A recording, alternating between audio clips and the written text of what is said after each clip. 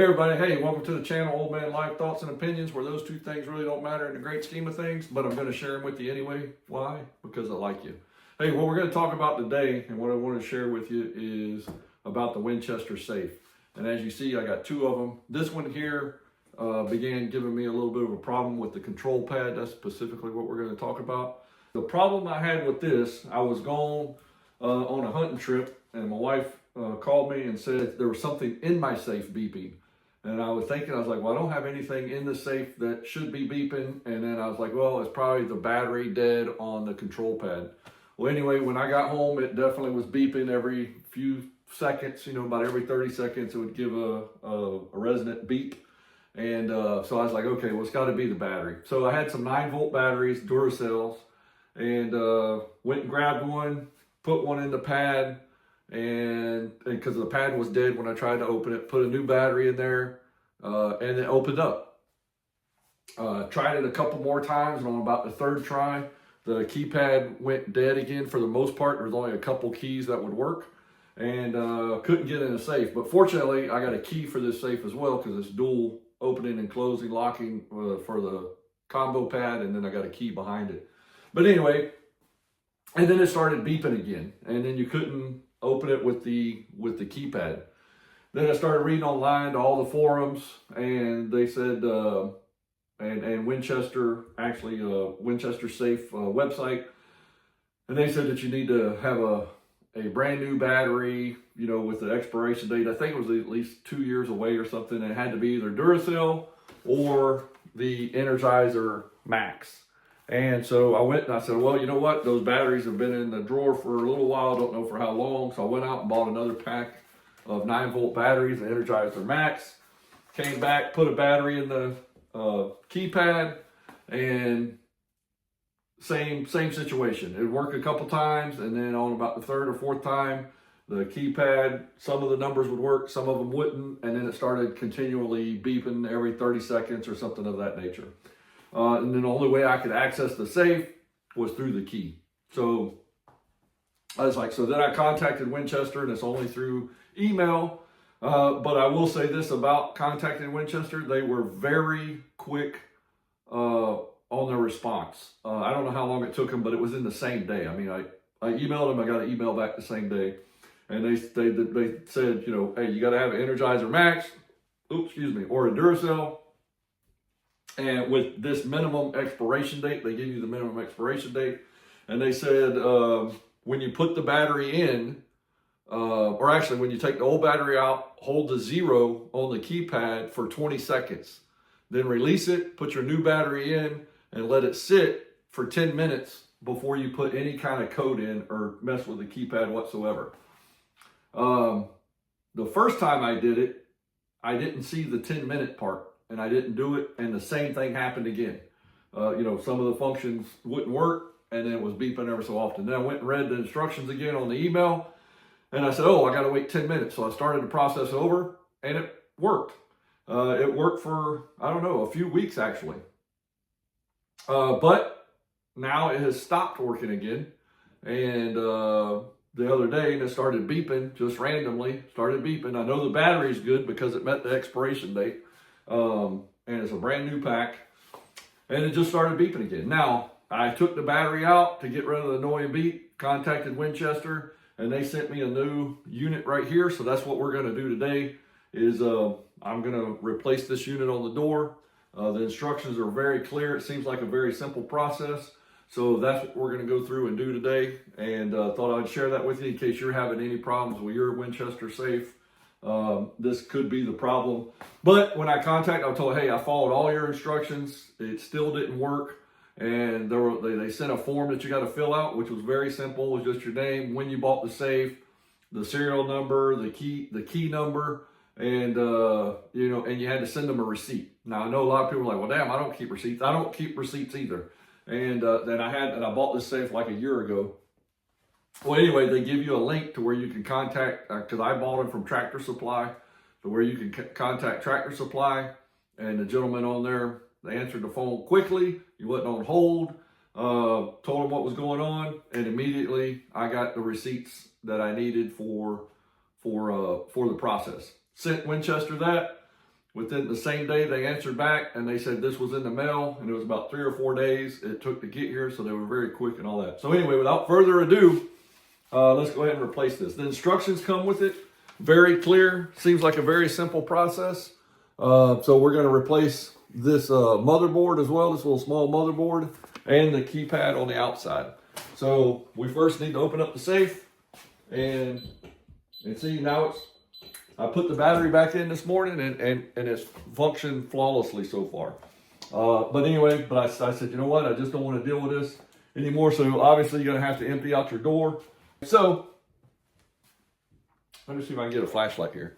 So the first things we got to do, let me drop this down, move you in a little bit closer. I know it's dark. Y'all just bear with it there. But there are four of these caps, which hides the screws right here and then down here. So you got to remove these caps off, and then there's screws behind there. And these caps come off pretty easy. I just pulled them off with my finger.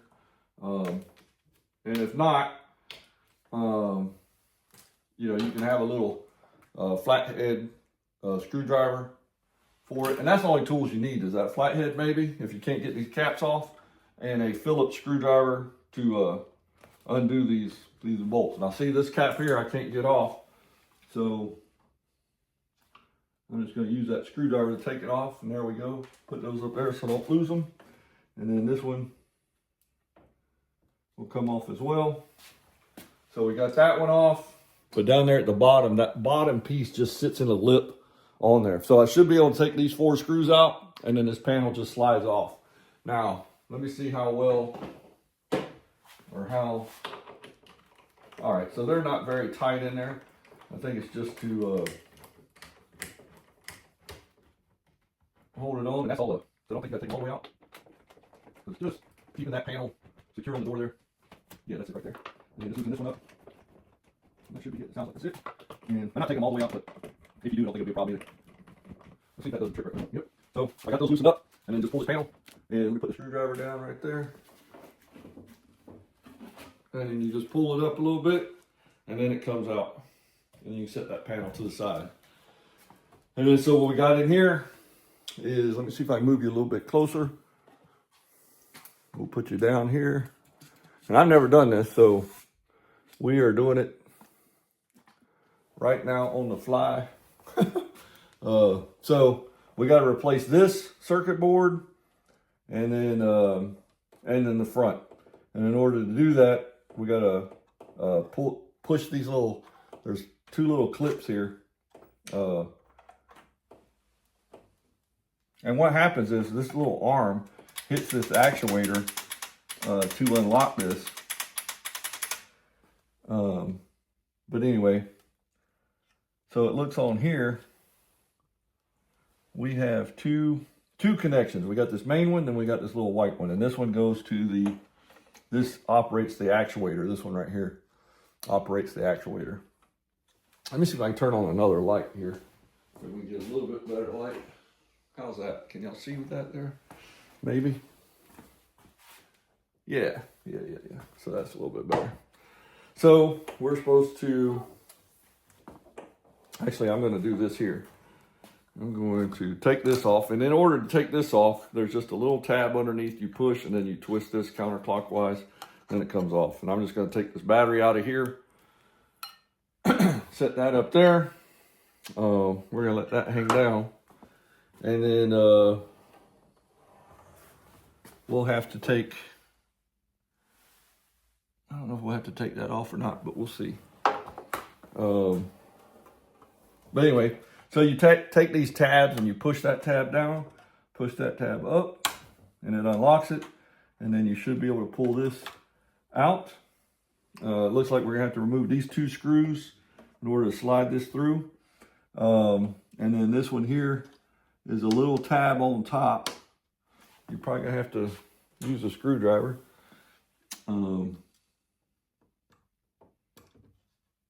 Let's see. Man, this thing hard to see. I know my butt's in the way right now, but okay, that just pulls out. So you don't have to use a screwdriver at all, actually.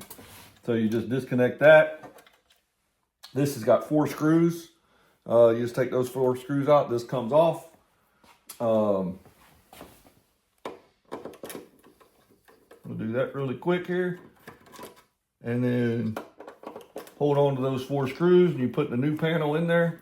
And I would say be careful with the electronics, static cling, you know, static and all that could short circuit it. So it looks like it's got little bumpers, little plastic bumpers on the back here. I don't think those will fall off, don't seem like it. So we're good there.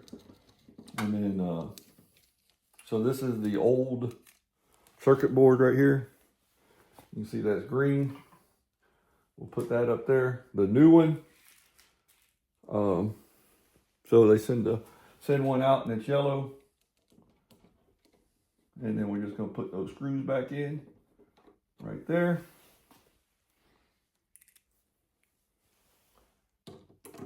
Put those screws in right there. We got a total of 4 of them. And then the video, I'll speed through this. I'll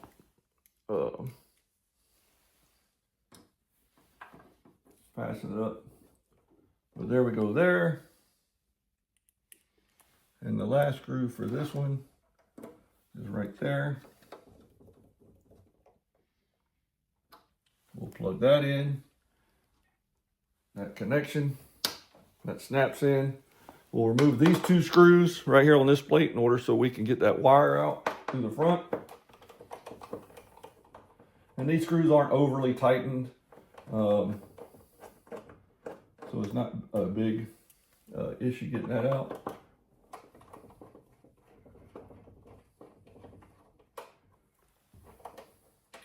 And actually, we probably don't have to take that one all the way out. We just slide it down there, and we put that screw up here so we don't lose it. Now we got this out of the way. I just unloosened that where I could slide it down. And then the front here, we should be able to maneuver that out through the hole there. Maybe not. Or, you know what? I am going to have to remove that. Because it's just... Yep, so I do have to remove that all the way. So no problem. So we got to remove that last screw. I thought we could just let it kind of hang freely there, but we can't. We'll put that up here with the 2 screws. Now, hopefully we can be able to just fish this out through that hole and then through the front of the door there, and then that comes out. So that's the old keypad. Now, with the new one, they do send this plastic piece too. On there, this plastic piece, they do send this as well, but I don't think we have to replace that. We'll put these off to the side here. So this is the new keypad. Like I said, it's got the this plastic piece on there, and all you got to do, there's a little tab right here, and you just mash that and then turn it counterclockwise, and then that's the same setup right there, so we don't have to replace that. And then the look at the orientation of this. You want it to be up that way, and then you just feed this back through there, and that should go in there, and you can open up the door and to feed it through. That should do it. I had to bend that a little bit. There we go. So now she came out, and then I'm just going to fasten that on there. And then this, I'm going to put the cover back on. This little metal cover that was right here.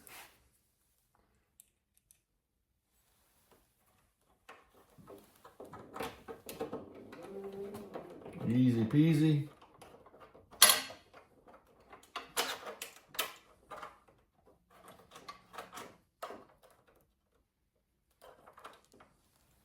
It seems like the design, this ribbon, that's probably what happened. I'm gonna have to look. Looks like that actuator, that lever there might have rubbed that ribbon, or maybe put a little crack in that ribbon, or shorted it out somehow over the course of time. But there's that right there. And we'll just snug this bottom one up a little bit. There we go. There's that. And then this should plug in.